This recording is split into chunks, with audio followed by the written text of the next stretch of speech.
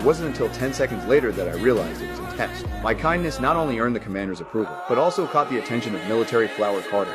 My name is Steve Rogers. Before this, my military life had not been smooth sailing. I suffered from 5 chronic illnesses, and I was unusually short and thin. What others could easily accomplish in daily training was extremely difficult for me. Moreover, there were those in the barracks who enjoyed bullying me, making my training even more challenging. But my heart remained resilient and never gave up. Even when I was struggling to breathe, I would tightly follow the last person in the group. On this day, the instructor unexpectedly showed mercy. He pointed to an 8-meter-high flagpole and said, "Whoever can take down the flag at the top can ride back with Carter." This immediately excited all the soldiers, but the flagpole was as slippery as if it had been coated with oil.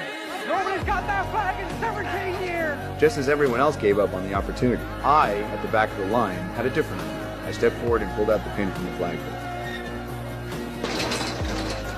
When I calmly handed the flag to the instructor, I proved myself. Though I wasn't the strongest soldier, but my heart was filled with justice and light. And because of that, I was selected by Dr. Erkins for the Super Soldier Experiment program and became a candidate for the Super Soldier Experiment program. The transformation process was not as simple as imagined. Not only did I have to endure hellish torture, but there was also the possibility of failure. But I believed I could do it. At the doctor's signal, 2 devices filled with needles were inserted into my arms. Immediately afterward, 6 vials of super serum were slowly injected into my body. Although it was a bit uncomfortable, it wasn't too bad. But this was only the beginning of the experiment. As the machinery activated, I was sealed inside an experimental chamber. As energy was injected, the chamber emitted a blinding light. However, when the energy reached 70%, my agonized screams echoed from within. The doctor immediately attempted to halt the experiment, but I stopped him. It wasn't until the energy reached 100%, causing the entire power system to shut down. The modified equipment finally stopped. However, there was no sound inside the experimental chamber. Had the experiment failed, but when the experimental chamber slowly opened,